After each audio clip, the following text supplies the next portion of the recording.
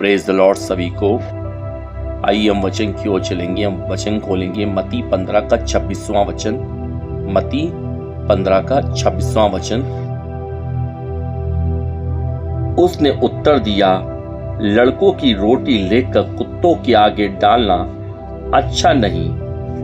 उसने कहा, सत्य है प्रभु, पर कुत्ते भी वह चूर चार खाते हैं जो उनके स्वामियों की मेज से गिरते हैं।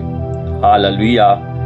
इस पर यीशु ने उसको उत्तर दिया, हे स्त्री, तेरा विश्वास बड़ा है, जैसा तू चाहती है तेरे लिए वैसा ही हो।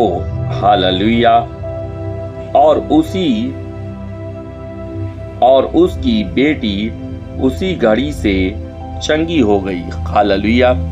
आइए हम प्रार्थना की ओर चलते हैं। धन्यवाद यीशु, धन्यवाद यीशु, धन्यवाद यीशु, धन्यवाद पिता परमेश्वर। आपसे विनती प्रार्थना करते हैं कि यहाँ पे उपस्थित हुई पिता परमेश्वर अपने वचनों के द्वारा हमसे बातचीत करें पिता परमेश्वर, ताकि आपके नाम की महिमा और परमेश्वर हम विश्वास करते हैं कि यहाँ पे आप उपस्थित है पिता परमेश्वर। जुबान से है मेरी हो पिता परमेश्वर, परंतु शब्द आपकी ओर से होने पाए पिता परमेश्वर। विश्वास करते कि आपने ऐसे आप काम किया, आपको धन्यवाद देते हैं। ऐसी विश्वास के साथ प्रार्थना को प्रभु यीशु मसीह नाम से मांगते हैं, सुन और कबूल कर, आमीन आमीन। तो मेरे प्रियो, आज का जैसा कि आप लोगों ने टाइटल भी पढ़ा होगा कि 3 औरतों का जिद्दी विश्वास। हालांकि अभी जो मैंने आपको कहानी बताई उसमें पहली औरत के बारे में मैंने अभी पढ़ा है, बाकी की 2 औरतें कौन थी वो भी मैं आपको भी बताऊंगा। लेकिन आज का जो मैं आप लोग को बताना चाहता हूँ इस वचन के द्वारा, वो यही समझाना चाहता हूँ कि बहुत सी बहनें ऐसी होती हैं जो जिंदगी की तमाम परेशानियों से होकर गुजर रही होती है। बहुत सी परेशानियां होती हैं। एक औरत के लिए जो एक जीवन होता है ना, चाहे वो विशेष तौर पर जो शादीशुदा बहनें होती हैं, उनके लिए जीवन कितना स्ट्रगल भरा रहता है, इसको हम अगर शब्दों में बयां करना चाहें तो बहुत मुश्किल हो सकता है, बहुत मुश्किल हो सकता है। कई बार औरतों को ऐसा महसूस जरूर होता होगा कि उनके परिवार वाले समझते नहीं है, जो कि ज्यादातर होता भी है, क्योंकि औरतों को बहुत लोग आज के टाइम पे भी बहुत से लोग मैंने खुद देखा है और जानता भी हूँ मैं बहुत से ऐसे लोगों को जो औरतों को अपनी पाँव की जूती समझना पसंद करते हैं, क्योंकि वो कहते कि नहीं, हमारे बाप दादा जो होते थे वही ऐसा करते आए थे। अगर कोई हस्बैंड अगर अपनी वाइफ के अगर मान लो घर के कामों में हाथ बटा ले, जैसे सब्जी काटना हो गया या घर पे झाड़ू लगाना हो गया, पोछा लगाना हो गया, या कुछ देर बच्चों को देखना हो गया, यहाँ तक कि अगर अपनी वाइफ के कपड़े अगर धो दिए, शायद सिर्फ उसका रुमाल तक धो दिया, तो भी उन लोगों को इतनी शर्मिंदगी लगती है कि क्या ही कहना। मतलब ऐसा लगता है कि हमने पता नहीं क्या कोई पाप कर दिया हो, ऐसे इस तरह से लगता है। लेकिन एक औरत जो होती है, जो सच्चाई से अपने घर परिवार को जो पालती है, समझती है, अपने परिवार को अपना समझ के करती है, उसके माइंड में कभी ये चीज आती ही नहीं है कि मैं अपने पति के अंडरगारमेंट्स धो रही हूँ जिसमें बेइंतहा गंदगी रहती है, और घर वालों के भी सबके कपड़े धो रही हूँ, सास ससुर के हो गए, देवर के हो गए, ननद के हो गए, खुद के हो गए, बच्चों के हो गए। जो सच्चाई से अपने परिवार को और अपना परिवार समझ के करती है, मैं उन बहनों की बात कर रहा हूँ, उसके माइंड में दूर दूर तक ये ख्यालात आते ही नहीं कि अरे इसमें कितनी गंदगी है या क्या है। वो घर की जब सफाई भी कर रही होती है, सबके कमरों में झाड़ू लगा रही होती है, तो सोचो सबके कमरों में अलग अलग टाइप का कूड़ा होता है, अलग अलग तरीके से गंदगी फैलाए रहते हैं, तो उनको वो साफ करती है, सबके जूठे बर्तनों को साफ करती है। तो उसके माइंड में कभी भी घिन जैसा सवाल आता ही नहीं है, कभी भी नहीं आता है। लेकिन वही चीज अगर कोई जो जेंट्स लोग होते हैं, यानी कि जो मर्द लोग होते हैं, वो जब इस चीज को करते हैं तो उनको अपने ईगो में बहुत लग जाता है इस बात को लेकर कि अच्छा अब हम करेंगे तो तुमको किस लिए लाए आज। पहली बात तो ये पता नहीं कौन सी किताब में लिखा हुआ है कि खाली औरत ही काम कर सकती है। बहुत से लोग कहते हैं कि बाइबल में एक जगह लिखा हुआ है कि अगर तुम औरतों के ज्यादा उसके कामकाज में आप हाथ बटाते हो तो वो सही नहीं है। बाइबल देखो 2 धारी तलवार है, ठीक है। एक चीज याद रखिए, अगर एक तरफ से आपको सपोर्ट करती है तो दूसरी तरफ से गिराती भी है। तो ये चीज याद रखिए। तो सबसे महत्वपूर्ण बात है कि परमेश्वर ने अगर कोई भी वचन कहीं पे कहा है या परमेश्वर के किसी दास ने वो कहा है, तो उस वचन का कोई महत्व होता है, कोई कारण होता है। हम जरूरत से ज्यादा जब कोई चीज करते हैं ना, तो गलत वहां पे हो जाता है, गलत वहां पे हो जाता है। यहाँ पे खाली हम पत्नियों को अगर ब्लेम करना शुरू कर दें या बहनों को खाली ब्लेम करना शुरू कर दें कि अरे हम पत्नी के लिए कुछ करेंगे अगर, तो हम परमेश्वर की नज़र में गिर जाएंगे, हम परमेश्वर से पीछे हट रहे हैं, हम अपनी वाइफों को ज़्यादा तवज्जो दे रहे हैं। उस हिसाब से देखा जाए तो हमें तो फिर अपने माता पिता की भी सेवा नहीं करनी चाहिए। उस हिसाब से देखा जाए तो हमारे जो छोटे भाई बहन होते हैं उनकी सेवा नहीं करनी चाहिए। क्यों करते हैं हम? उस हिसाब से देखा जाए तो हमें अपने ऑफिस में अपने बॉस की बात को नहीं मानना चाहिए।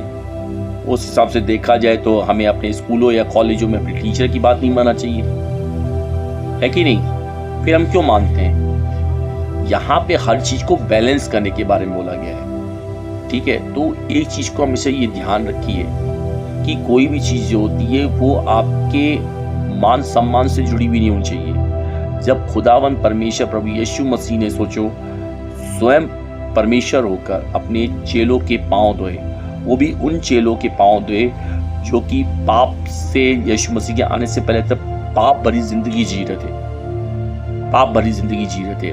उनके पास्ट में बहुत सारी ऐसी गलत बातें रही होंगी जो कि शायद बाइबल में नहीं लिखा गया है, लेकिन रही होंगी बिल्कुल। क्योंकि आप एक पतरस के लिए आप देख लीजिए, आप चाहे कि आप कभी मछली मंडी चले जाइए और वहां पे मछुआरों की जिंदगी और उनका बोलने का तरीका आप खुद देखिए, आपको खुद आइडिया हो जाएगा कि उनका रहन सहन कैसा होता होगा, उनका रहन सहन कैसा होता होगा। तो खुदावंद ने ये सारी बातों को जानते हुए भी, समझते हुए भी, पर उनके पांव धोए। और इसीलिए जब पांव धोए तो उन्होंने अपने चेलों को यही बात बोली कि मैंने तुम्हें नमूना दिखा दिया, यानी एग्जाम्पल मैंने आपको दिखा दिया कि दीन होने का क्या फायदा है। आज की इस कहानी में भी अगर हम देखते हैं, अगर जो औरत एक औरत होती है, इसमें अगर सही मायने में ये पूरी कहानी जो लिखी गई है, जो मैंने अभी पढ़ी मती की, ये अध्याय 15 है और वर्ष इसका जो इस कहानी का जो चालू होता है वो 21 से स्टार्ट है। 21 से स्टार्ट होकर 28 में जाके ये समाप्त होता है। तो इसको आप चाहे तो बाद में पूरा पढ़ लीजिएगा, तो ये कहानी वहां पे पूरी लिखी है, आप चाहे तो बाद में पढ़ सकते हैं। लेकिन इस कहानी में आप इस औरत का, एक औरत जो रहती है, इसमें कहानी में ये बताया है कि एक औरत होती है, यीशु मसीह के पास आती है, कनानी स्त्री होती है और उसकी बेटी बीमार होती है और वह प्रभु यीशु मसीह के आगे, क्योंकि कनानी स्त्री होती है तो शायद कनानी स्त्री को यीशु के पास जाना अलाउ नहीं था और ना वहाँ के लोगों को, लेकिन उसने कहीं चर्चा सुनी थी यीशु मसीह की और वह बड़े विश्वास के साथ उसके पास जाती है कि मेरी बेटी जो बीमार है उसको प्रभु यीशु मसीह चंगा कर सकते हैं। और वो जाती है, उससे कहती है कि प्रभु मेरी सहायता कर। तो प्रभु यीशु मसीह पहले तो उसकी बेइज्जती करते हैं, उसकी तुलना जो है कुत्ते तक से कर देते कि कुत्तों के आगे, यानी कि जो चंगाई है, जो भलाई है, वो जो है मैं किसी ऐसे व्यक्ति के आगे नहीं डाल सकता हूँ जो उसकी योग्य नहीं है। कुत्ते के समान उसकी तुलना कर देते हैं। मुझे लगता है कि वो तुलना इसलिए करते क्योंकि वहाँ पे उसके विश्वास को परखा जा रहा था और कहानी के एंड में उस चीज़ का बाकायदा खुलासा भी हो जाता है पूरी तरीके से कि यीशु मसीह वाकई में उसके विश्वास की परीक्षा ले रहे थे, जो कि होता भी वही है। जब उसकी कुत्ते से तुलना करते हैं तो वो औरत अपने आप को और दीन करती है और कहती है कि हाँ मैं हूँ कुत्ता, मतलब मैं आगे उसका फीमेल वर्ड नहीं बोलना चाहूँगा, गलत हो जाएगा। तो वो अपने आप को कुत्ता बनाना, बिच बनाना पसंद करती है और कहती है कि हाँ मैं हूँ बिच। और क्या बिच जो होती है वो अपने मालिकों की मेज के गिरे हुए नीचे चूर चार को नहीं खाती है, वो एक्सेप्ट करती है इस बात को।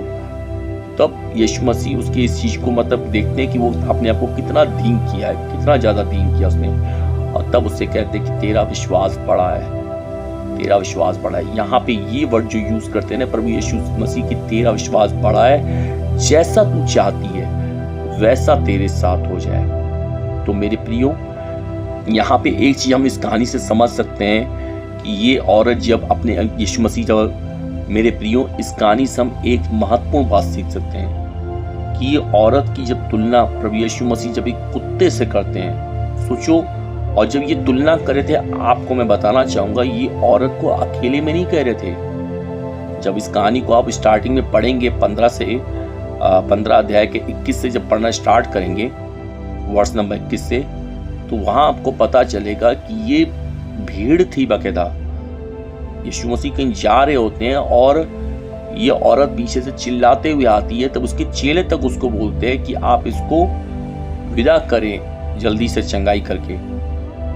यीशु मसीह तो उनको बिना मतलब कि उसको हर किसी के बारे में देखते ही जान जाते थे कि कौन है, कहाँ से आया है, सब कुछ जान जाते थे कि कौन सी जाति का है, क्या है। इसलिए यीशु मसीह पहले उसकी तुलना जो है वो उसके विश्वास को परखने के लिए कुत्ते से करते हैं।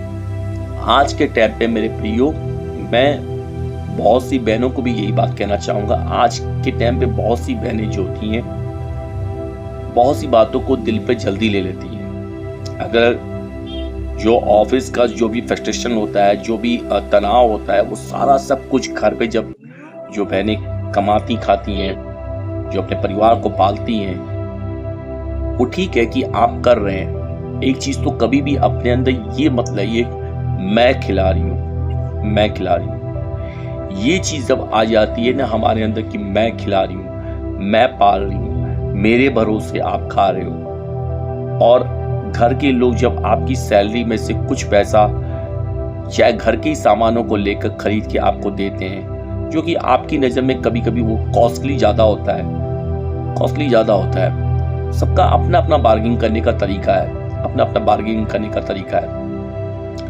और तो उस बात को लेकर हमें बहसबाजी कर देना या किसी मामूली सी बात को भी बात का पूरा बतंगड़ बना देना। क्यों?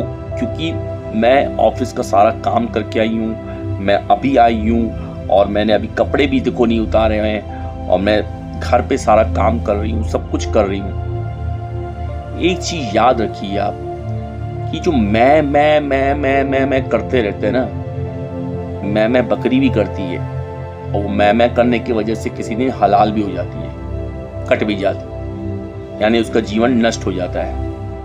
ये मैं करने के चक्कर में, मैं करने के चक्कर में। आप में से कितने लोग ऐसे होंगे जो आप अच्छे से जानते होंगे, बहुत सी बहनें आज हॉस्पिटलों में आप चले जाइए, कुछ आपको वेंटिलेटर पे मिलेंगी जो कि अच्छा खासा कमाती थी, बहुत ज्यादा पढ़ाई में भी इंटेलिजेंट थी, तो किसी बीमारी से जूझ रही होंगी, किसी की तो इस तरह से कंडीशन होगी कि चाहे वो वेंटिलेटर पे नहीं है लेकिन वो एक गिलास पानी तक नहीं पी सकती है, एक गिलास पानी तक नहीं पी सकती है। तो आज की डेट में उनका वो मैं कहां गया? तो ये चीज तो कभी अपने अंदर मत लाइए कि मैं खिला रही हूं, मैं पाल रही हूं, मैं ही सब कुछ कर रही हूं। ये चीज कभी अपने अंदर मत आने दीजिए आप। ये चीज याद रखिएगा, जो कुछ हमें आज हम कर पा रहे हैं तो उसके पीछे सबसे बड़ा विशेष जो कारण है वह है परमेश्वर की सामर्थ्य जो हमें देती है, हम हर कार्य कर पाते हैं। मैं शरीर से असक्षम हूं, मैंने कई बार बताया आप लोगों को। मैं हर दिन, चाहे मैं घर का कोई भी बहुत बड़ा कामकाज नहीं करता हूं मैं, लेकिन अगर मैं एक गिलास पानी भी पीता हूं ना, एक गिलास पानी भी, तो उसके लिए मैं परमेश्वर का धन्यवाद करता हूं कि प्रभु कम से कम मैं शरीर से, पैरों से चाहे विकलांग हूँ, मेरे हाथों में भी थोड़ी बहुत दिक्कत जरूर है, मैं पैरों से भी विकलांग चाहे क्यों ना हूँ पिता परमेश्वर, पर कम से कम मुझे आपने इस योग्य तो बनाया है, इस लायक तो बनाया है कि मैं एक गिलास पानी तक खुद पी पा रहा हूँ, खुद से खाना खा पा रहा हूँ, खुद से जो अपनी शारीरिक जो सेवा होती है, अगर खुले शब्दों में मैं कहूँ तो लैट्रिन बाथरूम करना, वह भी मैं खुद कर पा रहा हूँ। ये सबसे बड़ी बात है, ये सबसे बड़ी बात है प्रभु। आपका कोटि कोटि धन्यवाद हो इसके लिए भी कि आपने कम से कम मुझे इस योग्य तो बनाया कि मैं किसी के ऊपर निर्भर नहीं हूं, मैं कम से कम खुद से कर पा रहा हूं। हाँ, वो और बात है कि मैं घर के शायद वो कामकाज उतने नहीं कर पाता हूं, मैं ये बात को मैं मानता हूं। मैं इसके लिए भी अपने परमेश्वर को दिन रात धन्यवाद देता हूं।